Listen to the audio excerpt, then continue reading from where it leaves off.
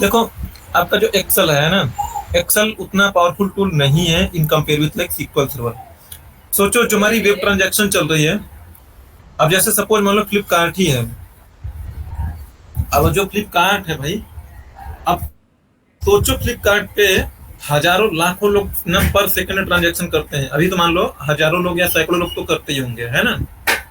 अब हजारों सैकड़ों लोग जो विजिट कर रहे हैं उस पे, जो भी उसमें ऑपरेशन परफॉर्म कर रहे हैं, कोई प्रोडक्ट बाई कर रहा होगा, कोई प्रोडक्ट ऐड टू कार्ट कर रहा होगा, कोई प्रोडक्ट अपलोड कर रहा होगा सेल आउट करने के लिए, कोई रिटर्न के लिए रिक्वेस्ट रेस कर रहा होगा, बहुत सारी एक्टिविटी परफॉर्म होंगी, हो रही होंगी। ठीक है, तो ये जितनी सारी एक्टिविटी परफॉर्म आया ना, तो ये सारी रिकॉर्ड्स न किसी डेटाबेस में जाके स्टोर होती होंगी। ठीक है, थोड़ा बहुत आई होप देखो सबको वेब डेवलपमेंट का आइडिया होगा ना, थोड़ा बहुत तो होगा कि मतलब जैसे हम किसी चीज को ऐड टू कार्ट करते हैं, बाई करते हैं, तो एक्चुअली होता कैसे परफॉर्म है, यहाँ पर डेटा आती कैसे है वेब पेज पे हमारी, इतना तो पता होगा ना।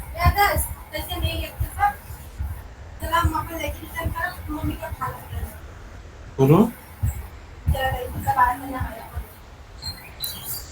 हाँ या ना बोलो ना, मैं बताऊंगा ना, नहीं होगा पता तो भाई ना। अगर मान लो हम एक्सेल में स्टोर करने की कोशिश करें, तो पहली बात जो दिक्कत आएगी कि एक्सेल में उतना बड़ा ट्रैफिक ही नहीं हैंडल कर पाएगा।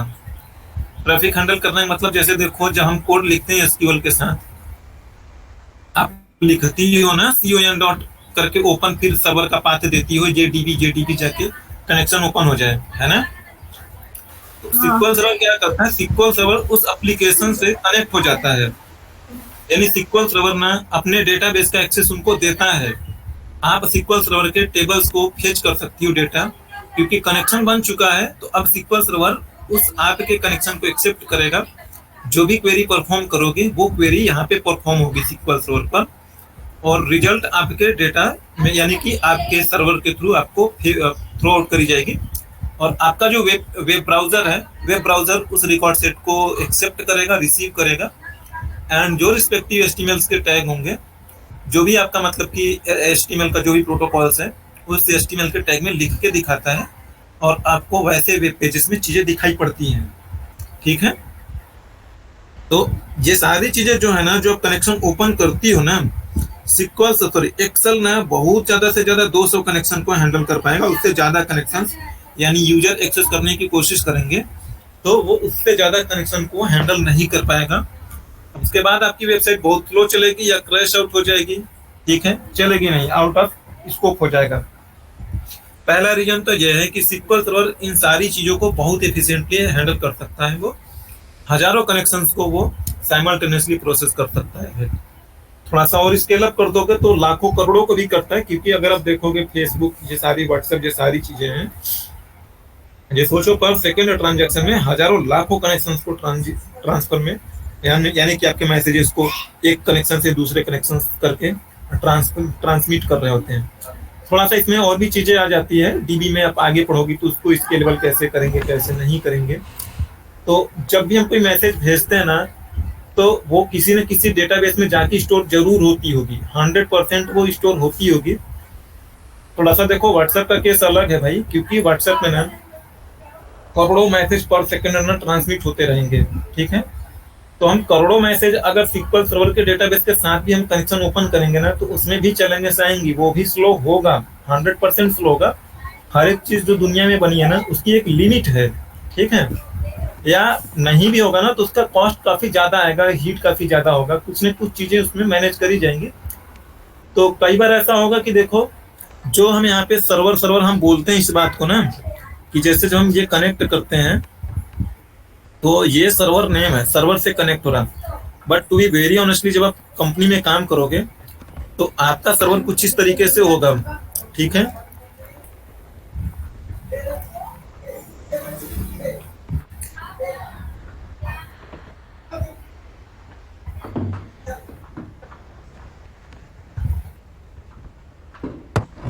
हाँ देखो ऐसा होता है, जब कंपनी में काम करोगे तो सर्वर रूम होगा बड़ा सा, उसमें कुछ इस तरीके से मतलब कंप्यूटर्स लगे होते हैं, बैटरी बड़ी बड़ी लगी होंगी, और कूलिंग के लिए ना कूलेंट गैस लगे होते हैं। जैसे जो आपके एसी में गैस पड़ती है ना, कुछ वैसे ही देखोगे बड़े बड़े गैस के सिलेंडर पड़े रहते हैं, ऐसा ही कुछ होगा।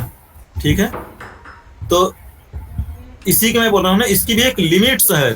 ठीक है, इसकी भी एक लिमिट होगी। ये सारी चीजें देख रहे जो कनेक्शंस लगे हैं, इसमें आपका डेटा आके स्टोर होता है। तो जो हम यहाँ पे कनेक्शन करते हैं, अब देखो हम लर्निंग कर रहे हैं, तो हमारे लिए वो सर्वर कौन देगा? कोई नहीं देगा।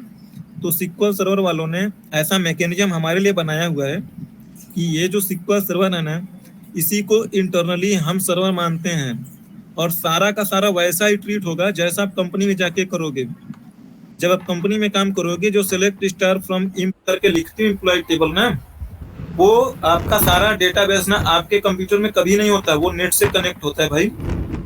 या ऑफिस में रहोगे तो इंटरनेट हो गया, जो कुछ भी मैकेनिज्म होगा वो उससे कनेक्ट होता है, और क्वेरी आती है यहाँ पे, चलती है, वो यहाँ पे एग्जीक्यूट होगी, रिजल्ट निकलेगा, रिजल्ट आपके सिस्टम पे डिस्प्ले करेगा।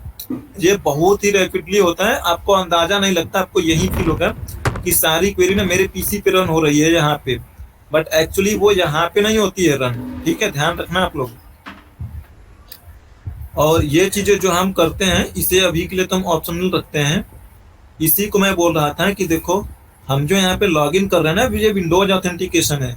विंडोज ऑथेंटिकेशन का मतलब ये है कि अगर जी इस विंडोज में, यानी कि इस पीसी में मैं लॉग इन कर रहा हूँ, तो इसके एप्लीकेशन को भी मैं एक्सेस कर पा रहा हूँ मैं। आप जब कंपनी में काम करोगे तो आपके लिए ये होगा सिक्वल सर्वर ऑथेंटिकेशन। तो यहाँ पे अपना लॉगिन आईडी दोगे, यहाँ पे आप पासवर्ड दोगे। ठीक है, और एनक्रिप्शन के लिए करनी होगी तो मॉन्डेटरी रखोगे या स्ट्रिक्ट रखोगे, तो सबसे टॉप लेवल का मॉन्डेटरी वाला कह लो कि ये इन्फोर्समेंट। ऑप्शनल में ऑप्शनल रख के हम ट्रस्ट सेंटर को ओके कर देते हैं, तो एनक्रिप्शन नहीं होती है। नहीं तो ये डेटाबेस जो आप एक्सेस कर रहे हो ना, जो डेटा आपके पास आती है, ये तो मान लो हम यहाँ पे एक्सेस कर रहे हैं सिक्वल के अंदर ही, लेकिन ये भी डेटा तो आता ही होगा ना। आप लोगों को पता होगा कि देखो जो मेरा डेटा ट्रेवल करता है वो बंडल या पैकेट के फॉर्म में ट्रेवल करता है ना। पढ़ा है नहीं पढ़ा आपने? हाँ सर, पढ़ा है।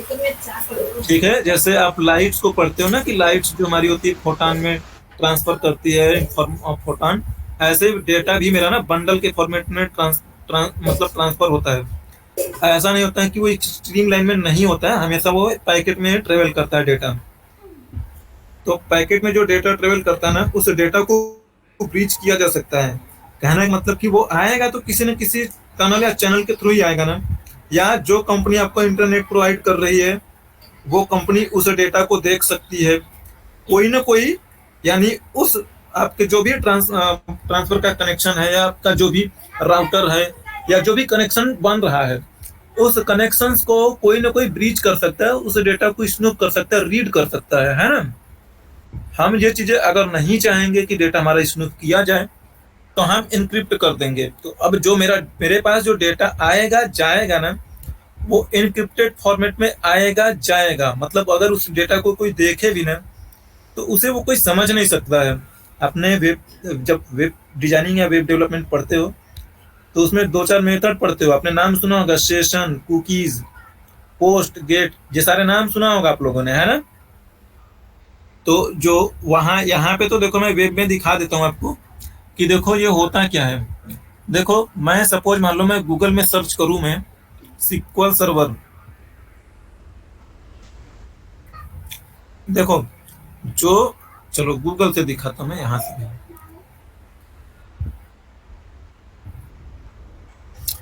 तो देखो मैंने यहाँ पे लिख रहा हूं मैं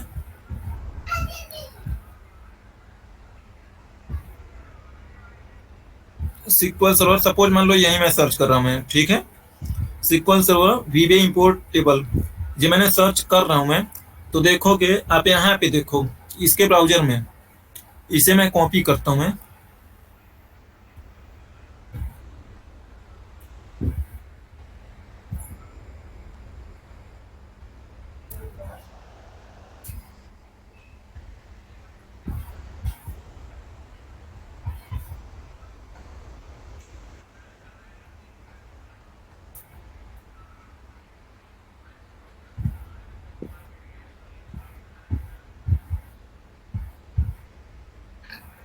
ये आप पढ़ पा रहे हो?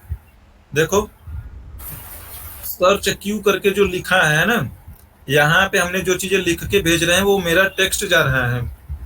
यानी जब मेरा, यानी कि मेरा जो ब्राउजर है, जब मैं बटन पर क्लिक करोगे ना, तो इस तरीके से क्वेरी डिजाइन होगी। यही क्वेरी जाएगी गूगल सर्वर के पास, ये जा रही है, और उसे ये देख के पता लगता है, ये पूरा का पूरा जाता है, रियल में ये जाता है, ठीक है, ये जाएगा गूगल के पास, गूगल के सर्वर के पास, और इसमें से वो ये देखेगा कि ये जो वर्ड है ना, यही वर्ड आप सर्च कर रहे हो यहाँ तक, ठीक है। उनको पता है कि ये M% या CA करके है, इतना तक ये वर्ड आप सर्च कर रहे हो, ठीक है।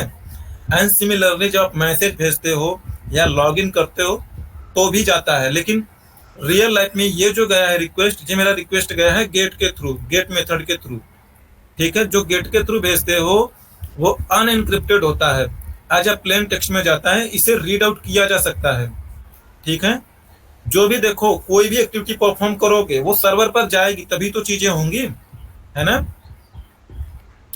अब जैसे सपोज मान लो मैं लॉग इन करने की कोशिश करता हूं मैं, ठीक है। अच्छा, इसकी एक और बातें सुनो। जैसे सपोज मान लो मैं यहाँ पे हूं मैं, और अगर मैं इसे बुकमार्क बना लूं, मैं इसे मैंने बुकमार्क बनाया इस तरीके से, डन किया।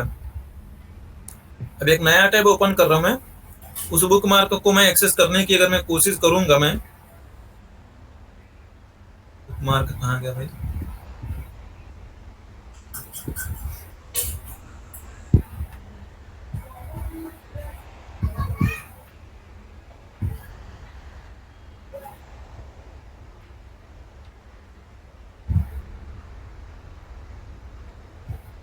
बुकमार्क आप लोगों को दिख रहा है इसमें कहीं?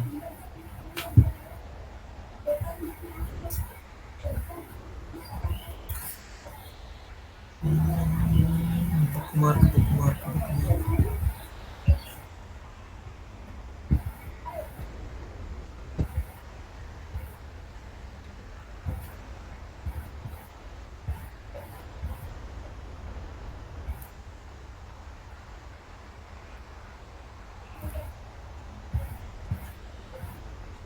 बुकमार्क कहाँ चला गया? इसे बुकमार्क कराते हैं।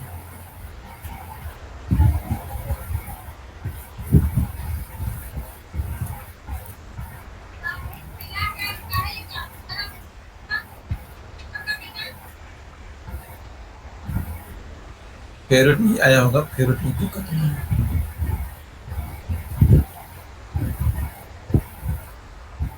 हाँ, यही तो है, यही बुकमार्क है, ठीक है। अब ये बुकमार्क बन गया है, इसे मैं क्लिक करूंगा तो ये वहीं मुझे रिजल्ट ओपन करेगा, क्योंकि इसी यूआरएल को इसने सेव करके रख लिया है, तो वो इंफॉर्मेशन इस यूआरएल में इम्बेडेड है। जब भी आप एक्सेस करोगे ये चीज आपको दिखाई देगी। मैं खाली गूगल की बात नहीं कर रहा, मैं इवन आप फ्लिपकार्ट पर भी कोई चीजें आप सर्च करते हो कुछ भी, एंड फॉर एग्जाम्पल आप यहाँ पे टीवी सर्च करो, ठीक है, मैं टीवी सर्च कर रहा हूँ, तो आप देखोगे यहाँ पे देखो टीवी बन के जा रहा है, टीवी लिखा हुआ दिख रहा है आपको, है ना, क्यू करके, क्यू मीन्स क्वेरी होता है।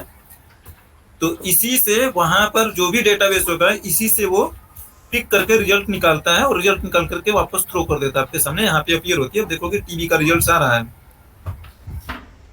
तो जब हम इस पर क्लिक कर रहे हैं ना, तो एक इवेंट जनरेट हो रहा है, वो इवेंट यहाँ से जा रहा होगा डेटा, और वहां पर एक सेलेक्ट स्टार करके क्वेरी चल रही होगी SQL इंजन पर, फिर रिकॉर्ड सेट में डेटा आ रहा होगा, रिकॉर्ड सेट से डेटा कैप्चर करके आप यहाँ पे दिखा रहे हैं। ये सारा ऑपरेशन यहाँ पे चलता है, और ये सारी चीजें अभी गेट के थ्रू हो रही है, ठीक है। तो कुछ और चीजें मैं दिखाता हूं मैं।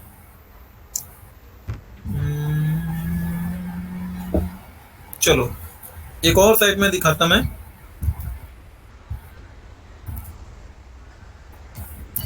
ये भी मेरा सर्च इंजन ही है, इसे थोड़ा सा सिक्योर मानते हैं हम, चलो ठीक है। लाइक मैं यहाँ पे सर्च करूं, अच्छा इसमें भी गेट के थ्रू जा रहा है।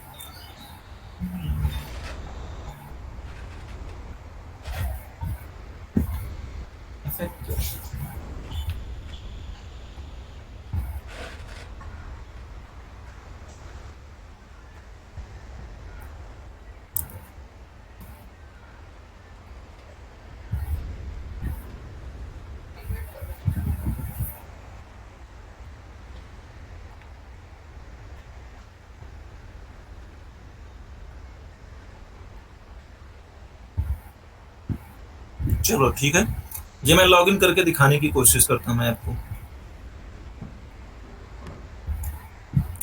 देखो इसमें पासवर्ड लिखा है ना, ये पासवर्ड ना आप यहाँ पे देखोगे आपको कुछ भी नहीं दिखाई पड़ रहा है।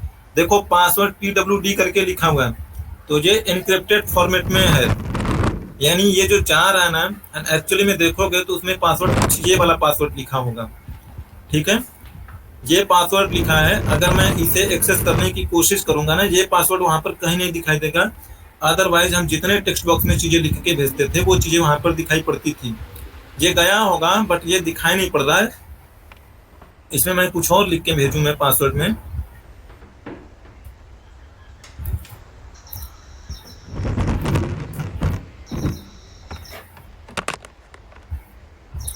ये यहाँ पर भी नहीं दिखाई पड़ेगा। ठीक है, एंड सिमिलरली जब आप मैसेज भेजते हो या कुछ भी भेजते हो तो ये आपको वहां पर भी नहीं दिखाई पड़ता है। ठीक है, एक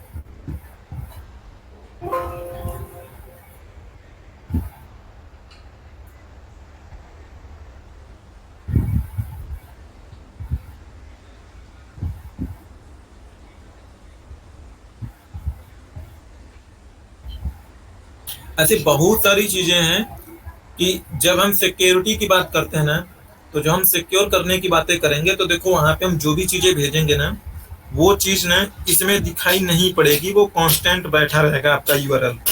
आपने काफी बार नोटिस करा होगा कि काफी सारे ऐसे पेजेस होंगे जिसका कि ना हम क्या बोलते हैं उसे, बुकमार्क नहीं कर सकते हैं।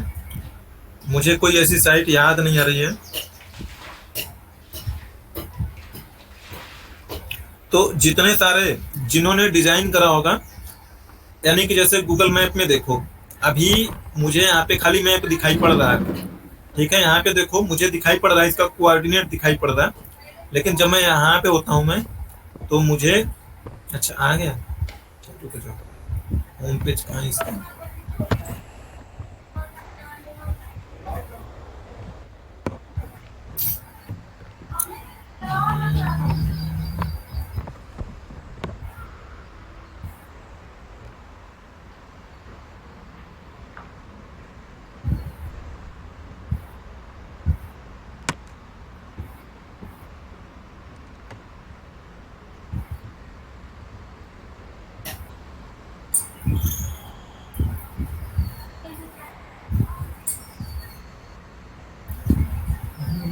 अच्छा चलो, हाँ बेटी,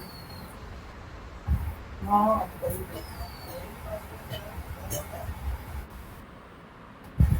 तो आपको मुझे बताना चाहिए ना कि 12-13 ट्रैक्टर आ चुका है, तब ना हम नहीं बोलेंगे ऑपरेटर को। ठीक है, ठीक है।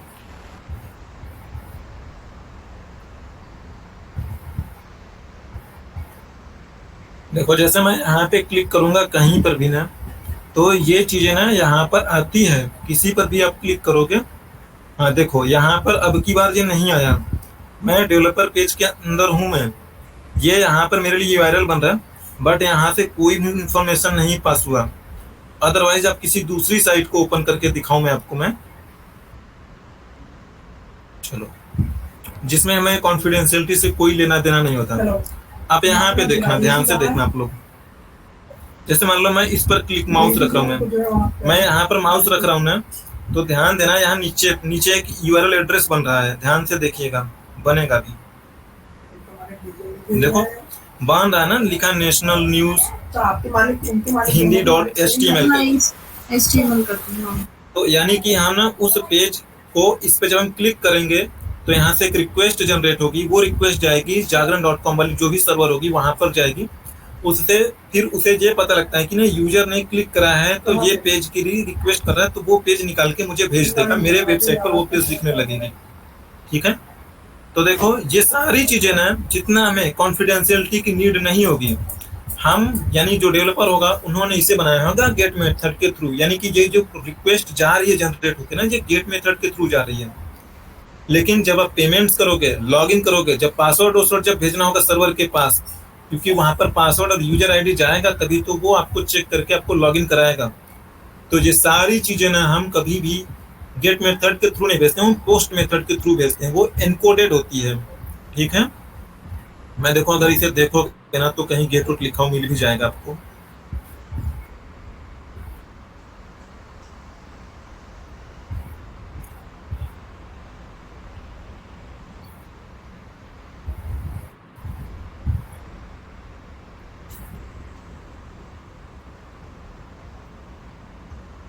चलो अच्छा, इस मैग्नीफायर पे इस पर मैं माउस रख के क्लिक करके दिखाता हूँ जी। मेरा रिक्वेस्ट पता लग जाएगा गेट के थ्रू जा रहा है पोस्ट के थ्रू जा रहा है।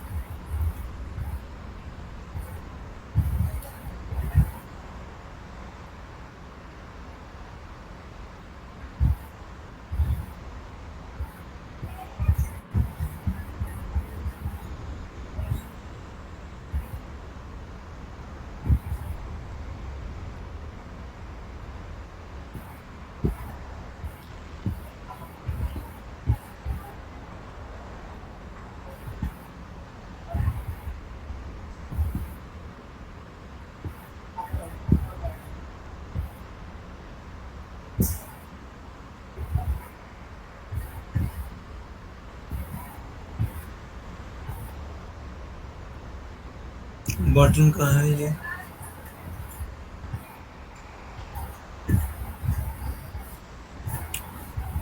एक्शन लिखा होगा ना, एक्शन के आगे ही लिखा होगा गेट पोस्ट करके, कुछ ऐसा लिखा होगा।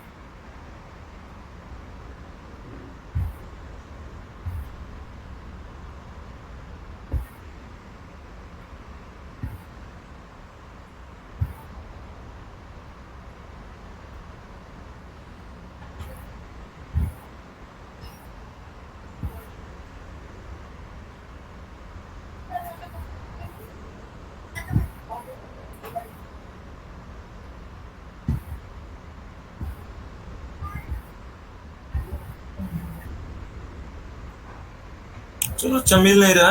कभी मैं अपने से पेज बनाऊंगा तो मैं दिखा दूंगा अपने नीचे पेज था, में। ठीक, नीचे ही था।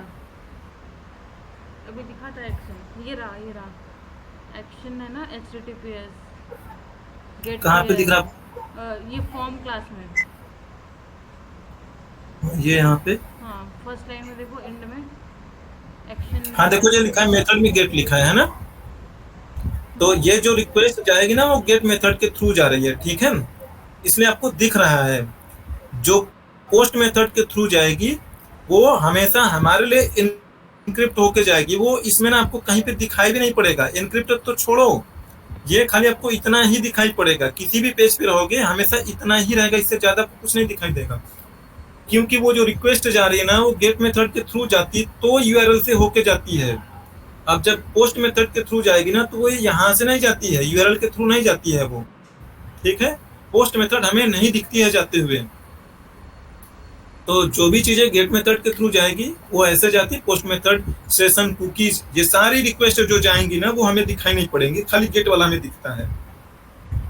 ठीक है, गेट वाला हमारे लिए स्पीडी होता है इसलिए हम गेट मेथड यूज करते हैं। इसका बुकमार्क आप बना पाओ इसलिए हम गेट मेथड यूज करेंगे। और गेट मेथड में आप ज्यादा डेटा भेज सकते हो, पोस्ट मेथड में कम डेटा भेज सकते हो, उसका अलग अलग मैकेनिज्म है।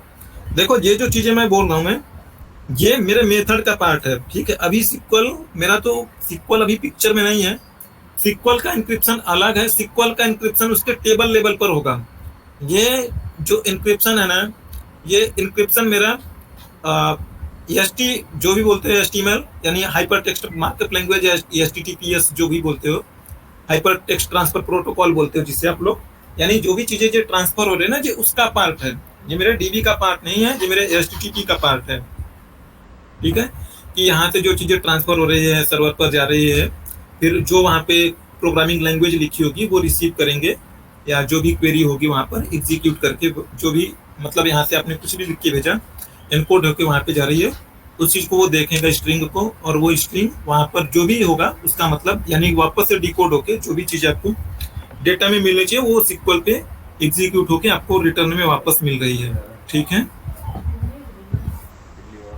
तो सिमिलरली इसी तरीके से मेरा डीबी का कुछ और भी है, एक और दो चीजें बता देता हूँ आपको।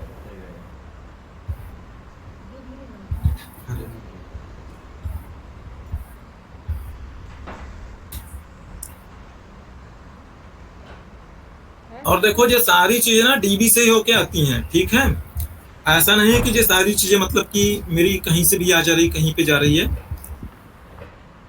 जैसे मैं एक आपको दिखा रहा मैं पहले, अब जो भी मतलब डेवलपर हैं थोड़ा मतलब समझदार हो चुके हैं।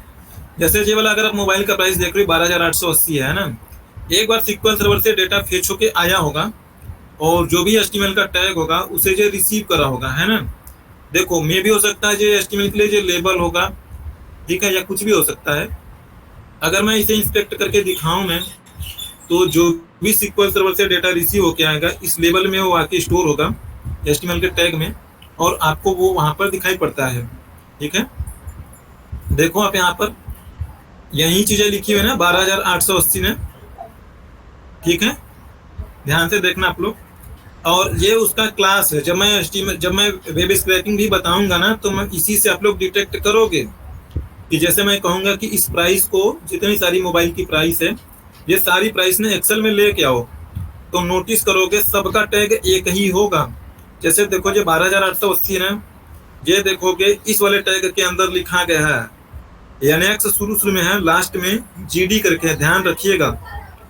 अगर इसका भी प्राइस देखने की कोशिश करेंगे हमने, ये भी उसी टैग में होगा। ठीक है, देखना आप लोग।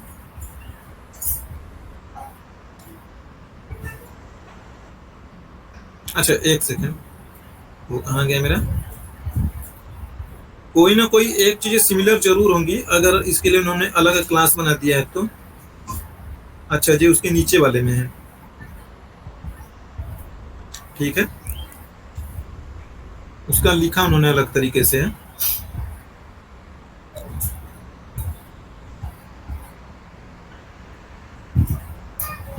ठीक है, मेरा देखो कहने का सिंपल सा जो मतलब है कि जैसे ये वाला देखो प्राइस 12,880 है। ठीक है, चलो अगर मैं इसे हटा दूं, मैं यहां से अगर मैं हटाऊंगा ना तो देखो, ठीक है, देखो मैंने इसे चेंज करके 12 कर दिया है ना। आप यहाँ पे भी, हाँ क्या मेरे ये फ्लिपकार्ट वाला पेज ही बंद हो गया क्या।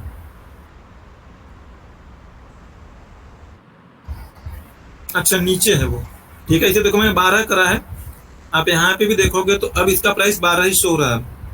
ठीक है, पहले ये चीजें ऐसी थी कि यहाँ पे क्लिक करते थे 77 पहले, इस पे क्लिक करते तो अब इसे 12 रुपए में परचेज कर सकते थे, क्योंकि इस पर डबल ऑथेंटिकेशन नहीं था, इसी प्राइस पे वो बिक जाता था। लेकिन अब ऐसा नहीं, अब जब इसे क्लिक करोगे ना तो ये प्राइस ने फिर से आपके डीबी से आएगा, सिक्वल सर्वर से आएगा। ठीक है, तो ये प्राइस फिर से चेंज हो जाएगी, अपने आप ही चेंज हो जाएगी। आप यहाँ पर चेंज करो, आपके रिक्वेस्ट को एक्सेप्ट नहीं करेगा, फिर से डीबी से आएगा, वहां से एक्सेप्ट करेगा। या किसी दूसरी प्राइस को भी आप चेक करने की कोशिश करो, आप यहाँ पे चेंज करने से आपके कोई फर्क नहीं पड़ता, पहले ऐसा हो सकता था। तो सिंपल मैं ये चीजें आपके लिए बोल रहा हूँ कि देखो जो भी चीज हम यहाँ पे HTML में जो चीजें कर रहे हैं, और इसी किस तरीके से मेरा डीबी से चलता है, किस तरीके से मेरा डेटा आता है, किस तरीके से जाता है। चलो थोड़ा सा और है।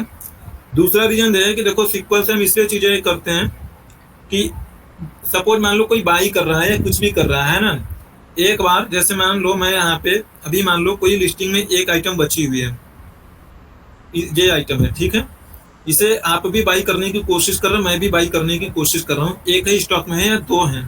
ठीक है, इसे काफी लोग बाई करने की कोशिश कर रहे हैं। तो एक सिचुएशन ये हो सकती है कि लाइक यहाँ पर कभी कभी आपको स्टॉक में दिखाता है कि लेफ्ट आइटम 2 3 4 ऐसे करके दिखाता है, 2 आइटम है और इसे 20 लोग बाई करने की कोशिश कर रहे हो।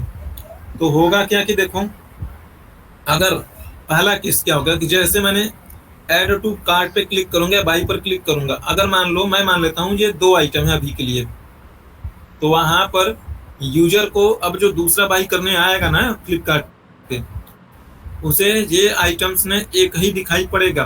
या सिमिलरली जैसे आप ये IRCTC की आप लोग टिकट्स, तो यहाँ पे जो बताता है कितनी टिकट्स है कितनी नहीं। देखो IRCTC का हम ना ये नहीं देख पाएंगे राइट क्लिक करके, क्योंकि इन्होंने ना डिसेबल कर रखा है, ठीक है, तो ये मेरे लिए ज्यादा एक्सेसिबल नहीं होगा।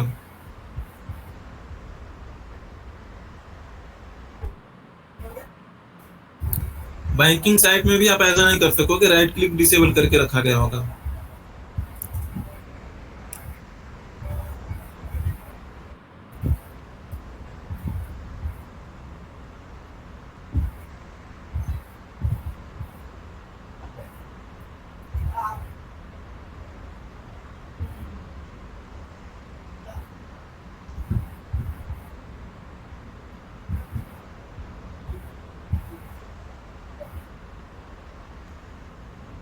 देखो जैसे जो टिकट शो कर रहा है कि 1060 टिकट है ना, तो जैसे मैं इस पे क्लिक करके बुक पे क्लिक करूंगा ना, तो अब एक मैं बुक करने चला गया हूं, तो जो 1060 था ना, वो 1060 ना होके वो शो करेगा 1059, ठीक है।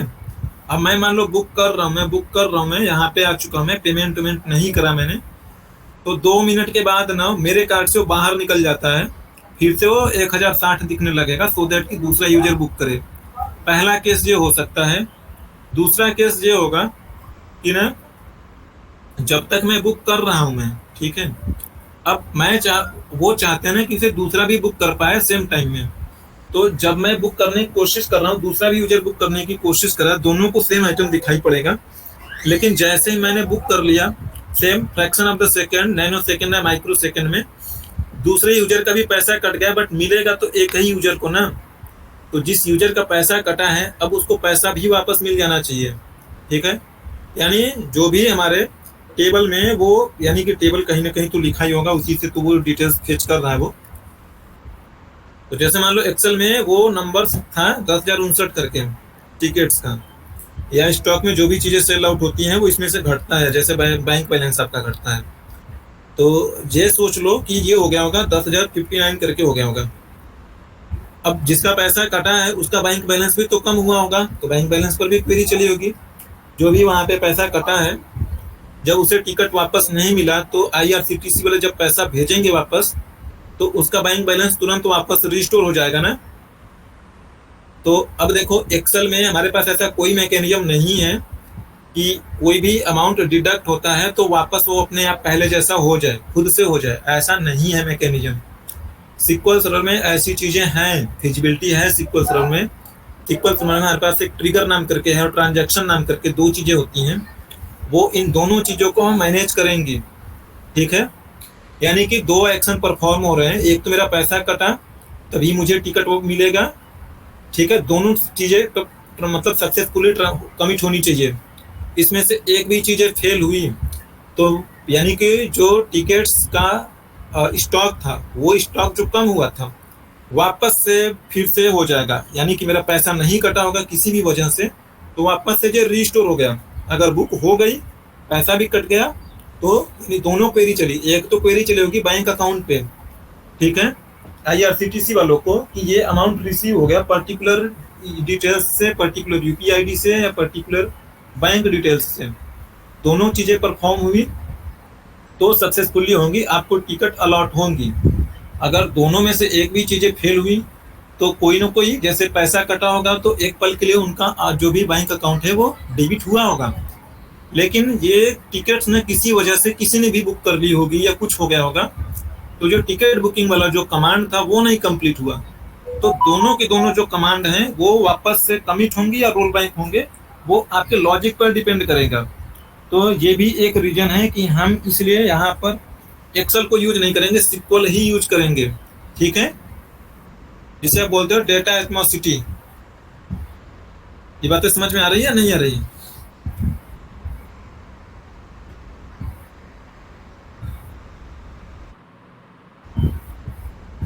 अगर ये नहीं समझ में आ रही होगी ना, तो आगे जब पढ़ोगे तो समझ में आएगा प्रैक्टिकली कि ट्रांजैक्शन क्या होता है, ट्रिगर क्या होता है, तो समझ में आएंगी। बट मोटा मोटा आपको समझ में आना चाहिए कि हम यहाँ पर यही यूज क्यों कर रहे हैं, सिक्वल सर्वर ही यूज क्यों कर रहे हैं, बाकी की चीजें क्यों नहीं यूज कर रहे हैं, ठीक है।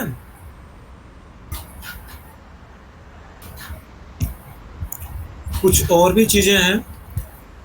और दूसरी चीज के ये देख रहे हैं इंटीग्रेशन करके है। इंटीग्रेशन ये SSIS का पार्ट है। अब जो भी चीजें हमारे यहाँ पे देखो होती है, जैसे मैं आप लोगों को बोलता हूँ कि देखो भाई आप काम कर रहे हो, आपके पास सेल्स का डेटा आ रहा होगा, तो हर घंटे आ रहा होगा, अलग अलग ब्रांचेस से आ रही होंगी, हर मिनट आ रहा होगा। तो फिर इस डेटा को अब वो भेजते होंगे सेल्स टेक्स्ट फॉर्मेट में, CSV या एक्सेल के फॉर्मेट में। बट उन सारे डेटा को कहीं ना कोई तो होगा जो SQL सर्वर की टेबल में लोड करेगा, तभी तो वो सारी चीजें परफॉर्म करोगे। ठीक है ना, तभी आप एक्सेल में डेटा फेच करके रिपोर्ट बनाओगे, या पावर BI में यूज करोगे, या और भी कहीं यूज करनी होगी, वेब पोर्टल में कहीं पर भी। तो वहां पर हमारे लिए कोई ऐसा इंसान नहीं बैठा होगा जो हर घंटे सेलेक्ट इंसर्ट इनटू की क्वेरी चलाए और सारी फाइलों का डेटा SQL सर्वर की टेबल में लोड करे। ठीक है, तो ये SQL सर्वर ऑटोमेटिकली करेगा। हमारे पास शेड्यूलर होता है, टास्क शेड्यूलर करके, हर एक 2-2 घंटे में वो चलाएगा शेड्यूलर। जो भी आपने वहाँ पे क्वेरी लिखा होगा SQL सर्वर की, वो सारी क्वेरी परफॉर्म होगी और वापस से उसे लोड करेगा इसके अंदर, SQL सर्वर टेबल के अंदर लोड करेगा। अगेन ये भी फ्लेक्सिबिलिटी हमें SQL सर्वर में ही मिलेगी। बाकी एक्सेल में हम जो चीज़ें परफॉर्म नहीं कर पाएंगे, अगर करना होगा तो हमें मैनुअल करना होगा। अब मैनुअल कौन एक रिसोर्स अलॉट करेगा मैनेजर की वो हर घंटे बाद ये इंसर्ट इनटू या मतलब कि डेटा कॉपी करके इसमें से उसमें पेस्ट करे। ठीक है, ये चीजें ना देखो प्रोग्रामिंग लैंग्वेज के थ्रू अचीव करी जा सकती है, नो डाउट। बट जो चीजें आप यहाँ पर SQL सर्वर के थ्रू ना आप मिनटों में कर लोगे, वो लग जाएगा हफ्तों का टाइम लगेगा, या 2-2 4-4 दिन का टाइम लगेगा। हेलो, हाँ 9:30 पे करता है, मैं एक और चल रही इसके बाद करता हूँ मैं। ठीक है,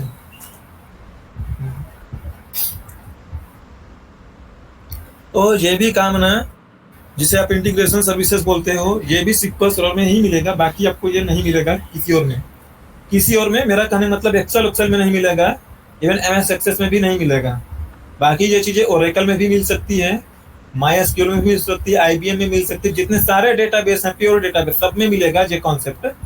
बाकी डेटाबेस को छोड़ के ये किसी में नहीं मिलेगा।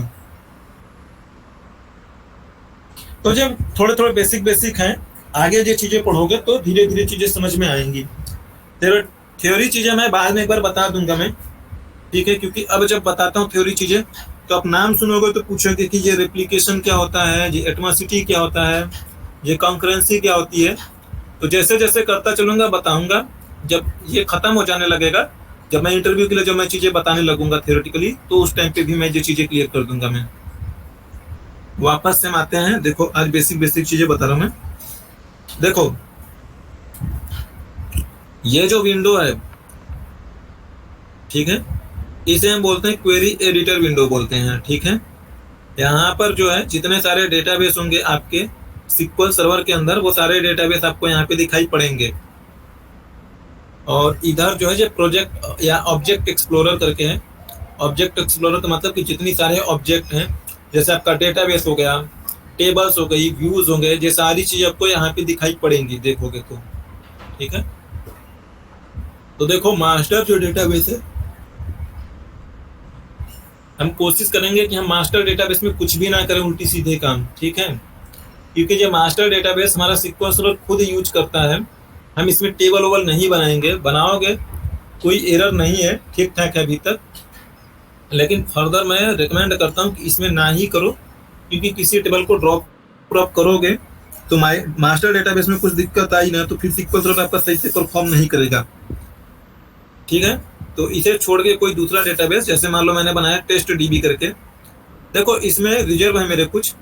मास्टर डेटाबेस करके होगा एक, ये मॉडल MSDB, ये 3 या 4 डेटाबेस, एक और डेटाबेस होगा मेरा। सिस्टम नहीं है क्या इसमें? ठीक है, चलो एक टेम्प DB 4 है। ठीक है, तो मेरे पास 4 होंगे, ध्यान रखना, मास्टर, मॉडल, MSDB और टेम्प DB। 4 डेटाबेस मेरे SQL सर्वर के होते हैं। इन सबको SQL सर्वर खुद यूज करता है। मास्टर डेटाबेस है, मास्टर डेटाबेस का काम होगा SQL सर्वर को स्टार्ट करना, बंद करना। जब बंद करते हो तो इसी की जिम्मेदारी होती है। ठीक है, सारे लॉग फाइल को लोड आउट करना। तो इन सारे डेटाबेस को छोड़ के आप अपना डेटाबेस बनाओ। तो आप अपने लिए जो डेटाबेस बनाओगे इसे लिखोगे यूज करके, जो भी नाम देना होगा। तो जैसे मैं इसका नाम दे देता हूँ मैं कि क्लास, और इसका नाम मैं रख देता हूँ मैं, ये चल रहा है मेरा जून का महीना, तो मैंने क्लास जून रखा। अरे क्रिएट करना होगा, सॉरी, पहले ये इसका सिंटैक्स है, ऐसे लिखोगे आप। और अगर देखो मैं इसे सेलेक्ट करके रन करूंगा तो खाली इतना ही पार्ट रन होगा, आगे पीछे मैंने कुछ और भी लिखा होगा। जैसे मान लो मैंने लिखा है सिलेक्ट और मैंने लिखा है 10, तो मैं ऐसे रन करूंगा तो सारा का सारा रन हो जाएगा। अगर मैं इसे सेलेक्ट करके रन करूंगा तो जितना लाइन आपने सेलेक्ट करा है खाली उतना ही लाइन रन होगा। तो मैं जब इसे क्रिएट रन करूंगा तो मेरा एक डेटाबेस क्रिएट हो जाएगा। सक्सेसफुली का कमांड आया तो इट मीन्स कि मेरा कमांड जो चला है उसमें कोई एरर नहीं आया है, मेरा डेटाबेस बन गया होगा। अब इसमें जाके देखोगे तो दिखाई पड़ेगा क्लास जून करके ये दिखाई पड़ रहा। इसे सेलेक्ट करोगे तो अब जून डेटाबेस एक्टिवेट हो चुका है, यानी जो भी काम करूंगा वो जून डेटाबेस के अंदर जाएगा मेरा। वो सारे डेटाबेस यहाँ पे भी दिखाई पड़ेंगे। अभी मैंने रिफ्रेश नहीं करा है, जब मैं रिफ्रेश करूंगा तो यहाँ पे हमें दिखाई पड़ने लगेगा। ठीक है, ये दिखाई पड़ने लगा। तो देखो ये क्लास डीबी जून करके है। देखो ये जो कोड लिख के आपने करा है ना, और यहाँ पर जो मैंने ड्रॉप डाउन से सिलेक्ट करा है, आप यहीं पर वो कमांड लिख के भी कर सकते थे, यूज क्लास जून करके लिख दोगे ना तो वो डेटाबेस, जैसे मैं डीबी लिख रहा हूँ तो ध्यान दीजिएगा, यहाँ पे रन करूंगा तो ये डीबी आ जाएगा, यानी कि क्लास डीबी आ गया। जब मैं क्लास जून लिख के रन करूंगा तो वहाँ पे जून एक्टिवेट हो जाएगा। चाहो तो मैनुअली करो, चाहो तो कोड के थ्रू करो। इवन जो डेटाबेस हमने कोड के थ्रू बनाया है, आप चाहो तो देखो ये जो आपको जो सारी इन्वायरमेंट में जो सारी चीजें दिख रही है ना, इसे बोलते हो आप लोग SSMS। ठीक है, दो चीजें मैंने आपको इंस्टॉल करवाया था। तो जो SSMS है आपके लिए प्लेटफॉर्म है, ठीक है, यानी आप इसके रिसोर्सेज को यूज कर रहे हो SSMS के। और जो ये क्वेरी के थ्रू रन हो रही है ये एक्चुअल एसक्यूएल है, दोनों चीजें एसक्यूएल के थ्रू ही यूज हो रही है। लेकिन जो कमांड नहीं लिख रहे हो, SSMS के थ्रू करवा रहे हो, तो SSMS ने SQL सर्वर के थ्रू जो सारा काम करवा रहा होगा, बट आप कोड लिख रहे हो। जैसे सपोज मान लो मैंने डेटाबेस कोड लिख के बनाया था, मैं यहाँ पे क्लिक करता हूँ मैं, तो ये मेरे लिए ना ग्राफिकल वे में मुझे इंटरफेस देगा बनाने के लिए। तो मैं यहाँ पे नाम लिखूँ, जैसे मैं कोई दूसरा यहाँ पे डेटाबेस का नाम देता हूँ। मैं सपोज मान लो लिख देता हूँ क्लास का नाम कि मैं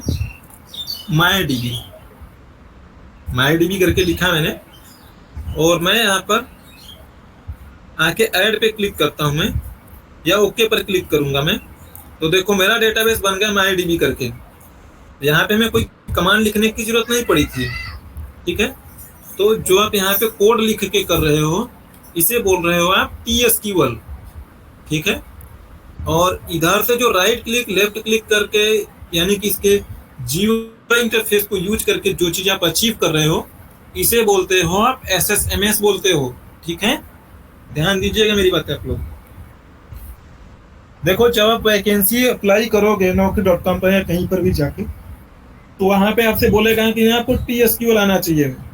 ठीक है, जो भी आप सेलेक्ट की क्वेरी, सारी चीज क्वेरी लिखते हो, मोस्टली इस क्वेरी ने जो बेसिक क्वेरी है वो सारी क्वेरी ना आप ना इसके थ्रू आप अचीव कर सकोगे।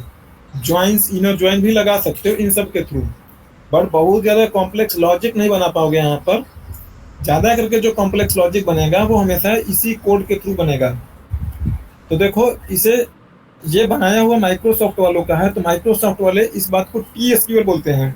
इसी काम को ओरेकल वाले बोलेंगे PLSQL करके बोलेंगे। ठीक है, तो दोनों चीजें सेम है।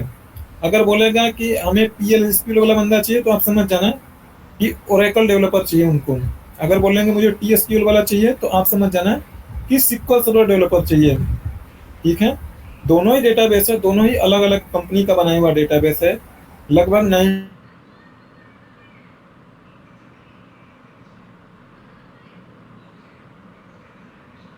सारी कॉन्सेप्ट भी सेम होते हैं, थ्योरी भी सेम होती है, सिंटैक्सिंग भी सेम होती है। ठीक है,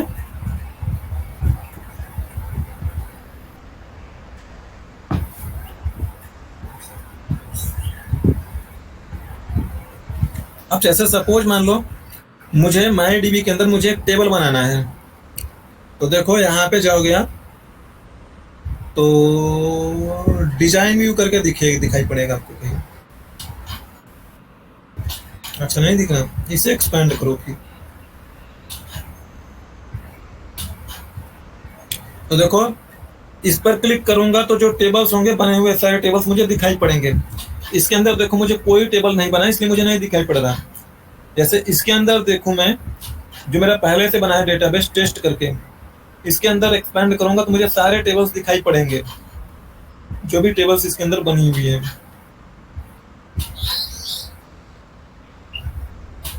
तो देखो मुझे बनाना है तो मैं राइट क्लिक कर रहा हूं, मैं न्यू पे क्लिक करोगे आप, और ये आपको यहाँ पे ऑप्शन दे दिया इसने टेबल बनाने का। तो मैं यहाँ पे टेबल के लिए ओके कर दूंगा मैं। अब ये मेरे पास यहाँ पे आ चुका है। तो जैसे मैं मान लो यहाँ पे नेम दिया मैंने, कॉलम का नाम है। डेटा टाइप आपसे पूछ रहा है कौन सा डेटा टाइप लोगे, तो मैं यहाँ पे वेरकर ले लेता हूँ मैं।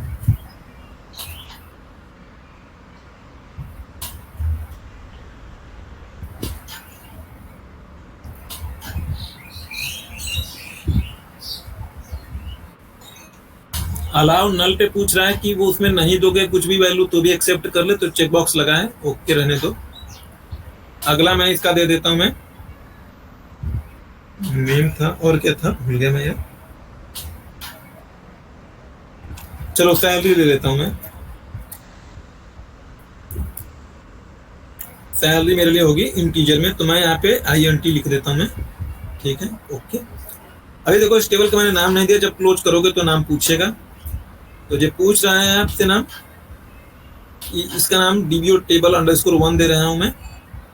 ठीक है, बाद में यहाँ पे नाम रीनेम करने का ऑप्शन देगा, तो मैं यहाँ पे EMP नाम देना चाहूँ तो मैं EMP नाम दे दूंगा मैं, एंड ओके करता हूँ मैं। तो देखो मेरा टेबल बन गया होगा, रिफ्रेश करो।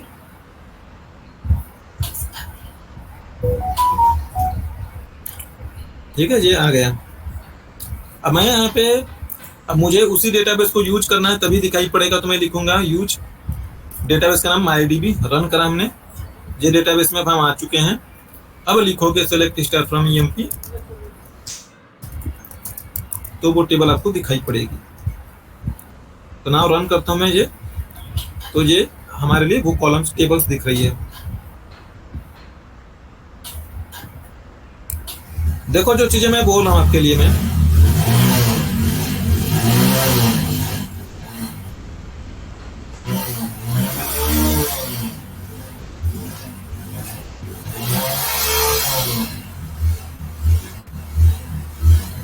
चलो ये EMP टेबल है। मैं यहाँ पे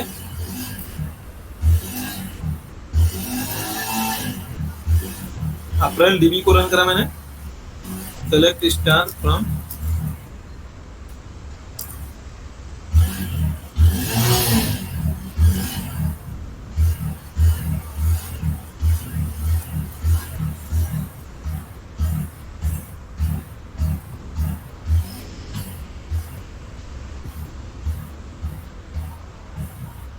देखो ये मेरी सेल्स टेबल है।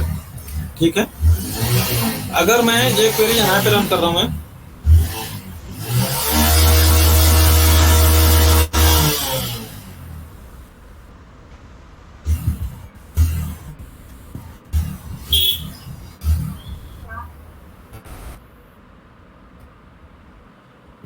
देखो ये मेरा एक्चुअली SQL ये है। ठीक है, SQL का कंपाइलर मेरा यही है, यहीं पर आके सारी क्वेरी रन होती है बैकएंड में। जो SSMS के थ्रू भी करते वो भी यहीं पर। तो देखो अगर मुझे ये क्वेरी रन करनी होगी तो मैं लिखूंगा यूज अप्रैल DB करके। ठीक है, अभी ये रन हुआ नहीं, गो लिखना जरूरी है मुझे, गो लिखूंगा तब जाके रन होगा। सेलेक्ट स्टार फ्रॉम करके लिखोगे तो गो लिखोगे तब ये रन होगा। तो यही टेबल देखो यहाँ पे भी दिख रहा है आप लोगों को। ठीक है, तो एक्चुअली ना ये रन होता है, सारी चीजें यहाँ पर आके रन होती है उसके कंपाइलर के थ्रू। हम इसे यूज नहीं करते हैं क्योंकि यहाँ पे हमें कुछ भी दिखाई नहीं पड़ता है, तो हम यूज करते हैं उसी को। तो हम यहाँ पे इसे एग्जिट कर देते हैं, हम यही यूज करेंगे और इसी को हमेशा पढ़ेंगे। ठीक है, और ये है क्वेरी एडिटर। नई क्वेरी एडिटर ओपन करने का मन करो तो न्यू क्वेरी पे क्लिक करो, चाहे Ctrl N कर लो, तो नई क्वेरी ओपन हो जाएगी। डीबी सेम रहेगा, ये नहीं बदलेगा, तो इसमें उसमें जिसमें जाने का मन करे आप जा सकोगे। ठीक है, ये वाला जो आपको आता है कंट्रोल आर करोगे तो चला जाएगा, एक बार और करोगे तो ये वापस से आ जाता है।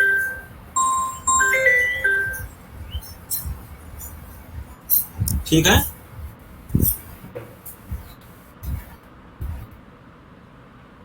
ये कंट्रोल आर से जाता है बीच में। हाँ ये कंट्रोल आर से आएगा, कंट्रोल आर से जाएगा। एक बार करोगे तो आ जाएगा, एक बार करोगे तो चला जाएगा। कुछ बेसिक सेटिंग्स बता देता हूं मैं। देखो मेरे में लाइन नंबर आ रही, तो जैसे जैसे कोड लिखोगे लाइन नंबर आएगा। अच्छा ध्यान से देख लेना, फिर से बता देता हूं मैं।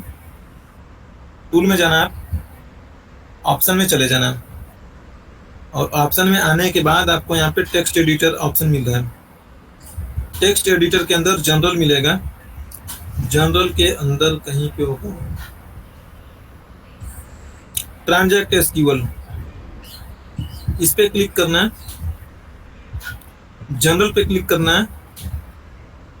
लाइन नंबर कहीं दिख नहीं जाता है मुझे, दिख तो रहा है वहाँ पे लाइन नंबर। कहाँ पे? Word- अच्छा हाँ, ये चेक बॉक्स लगा है, ठीक है, ये चेक बॉक्स लगा लेना तो लाइन नंबर दिखाई पड़ेगा। क्योंकि कोड लिखोगे एरर आएगा तो बताएगा फला लाइन नंबर में एरर है, तो आपको पता कैसे लगेगा फला लाइन नंबर कौन सा है? तो ये लिखा रहेगा लाइन नंबर 1 2 3 ऐसे लिखा रहेगा वो।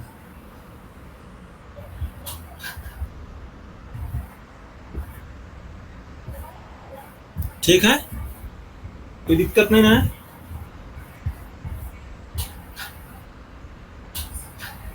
आज के लिए इतना ही, फिर टाइम होगा तो शाम को कनेक्ट करेंगे। आप लोगों के पास हो तो मुझे मैसेज कर देना 7 8 9 बजे जब भी। तो इस वीक में क्वेरी लिखना सिखा दूंगा मैं।